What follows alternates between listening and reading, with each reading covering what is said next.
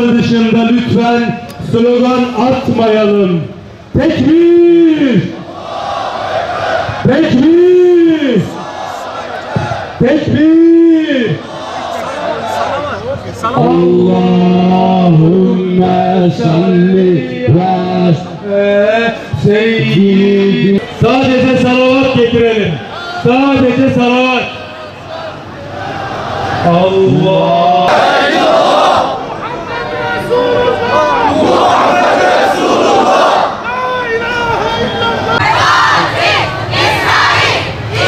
Tekbir! Tekbir!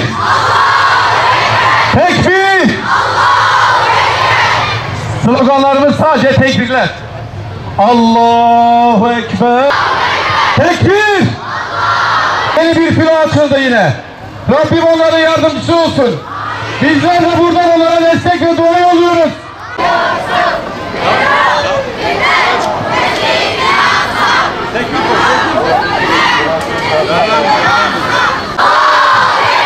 Tekbir! Tekbir! Allahu Ekber!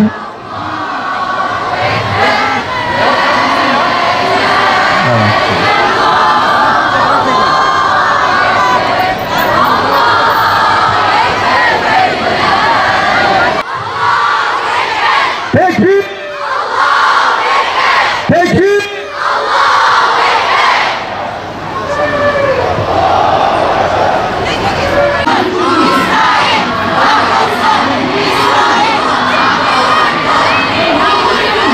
Değerli Müslümanlar, değerli kardeşlerimiz, evet, sağ tarafı dolduralım. Sağ tarafı. Lütfen göre sağ tarafı böyle dolduralım. En azından güzel bir görüntü verelim değerli kardeşlerim.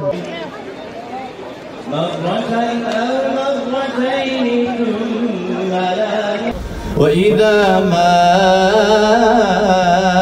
أُنْزِلَتْ سُورَةٌ نَظَرَ بَعْضُهُمْ إِلَى بَعْضٍ.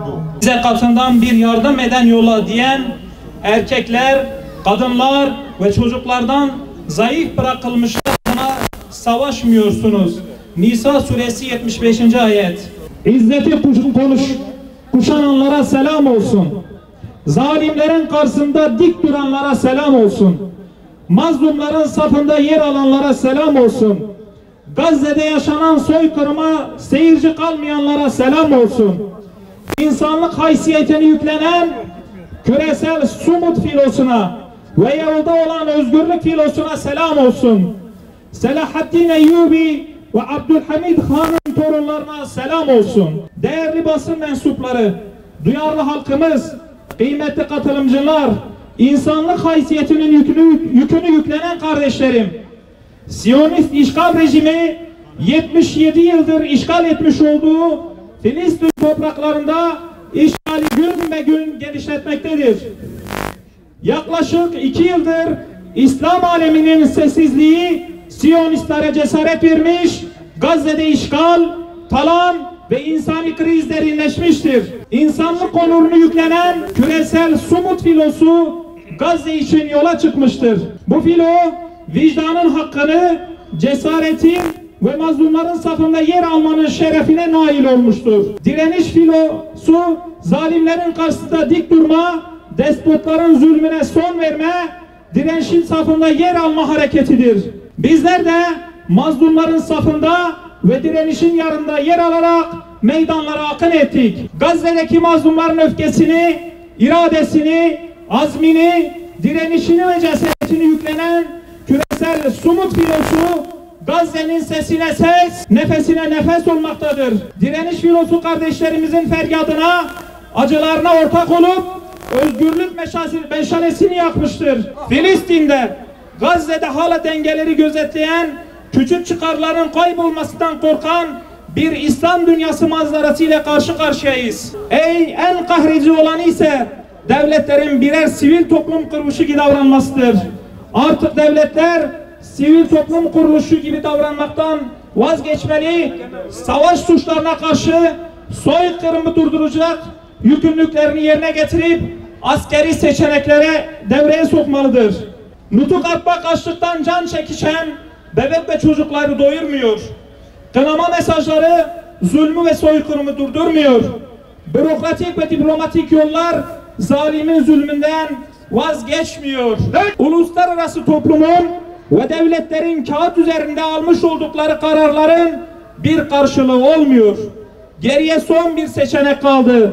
Ya izzetle yaşayıp kanımızın son damlasına kadar Gazze direnişinin yanında yer alıp barış gücü hareketini başlatmak, ya da zillet içince köleliğe razı olup biz de işgal edilecek günü beklemek. Zaman Gazze'nin yanında olma zamanıdır. Zaman cesur, kararlı, ciddi ve somut adımları atma zamanıdır. Zaman kılıç kınından çıkarsa ne kaleme ne de kelama yer kalmaz icraatını yerine getirme zamanıdır. Dünyanın özgür halklarından ve vicdan sahibi devlet liderlerinden talebimizdir. Madde 1. Filistin devleti olarak tanınacak, başkent Kudüs olacak. Madde 2. İsrail hem Gazze'den hem Batı Şeria'dan çekilecek. Madde 3.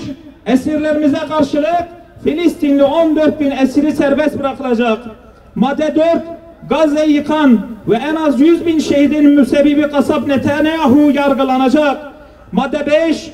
2 yıldır yenemediğiniz Hamas'la sözde İslam ülkelerinin kuyruğuna takıp yeneceğinizi sanıyorsanız heyhat, bilin ki kibriniz ile cehennemin dibini boylayacaksınız. İçimizi başka anlaşma soğutmaz. Son olarak devletimizden isteklerimiz, meclise sunulmuş olup uzun süredir bekletilen Gazze'de soykırım suçunu işleyen Türkiye vatandaşı Siyonistlere yönelik çifte vatandaşlık yasası kanunu ivedilikle yasallaşmalıdır.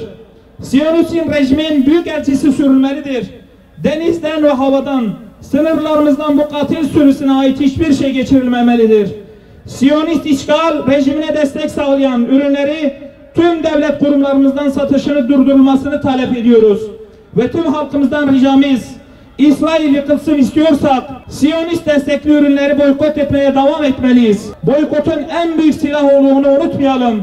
Bir dönem değil, ömür boyu boykot bilinciyle hareket etmeliyiz. Siyonist işgal rejimi denize dökülüp haritadan silinene kadar azim ve kararlılıkla Kudüs savunmasına devam edelim.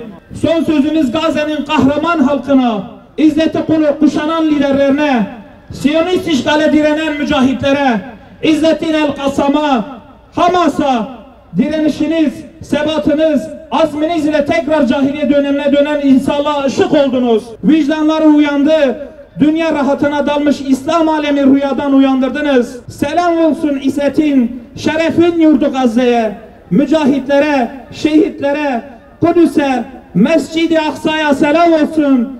Cihadınız, döktüğünüz kanınız mübarek olsun. Ama Gazze'ye varacağız Allah'ın izniyle. Sizler böyle bizlerle oldukça bizler de Gazze'liler. İzzet ve direniş yurdu Gazze'ye ve sakinlerine esenlik bahşet. Onları işgalci Yahudilere ve yardımcılarına karşı muzaffer kıl. Velhamdülillahi Rabbil alemin. El Fatiha.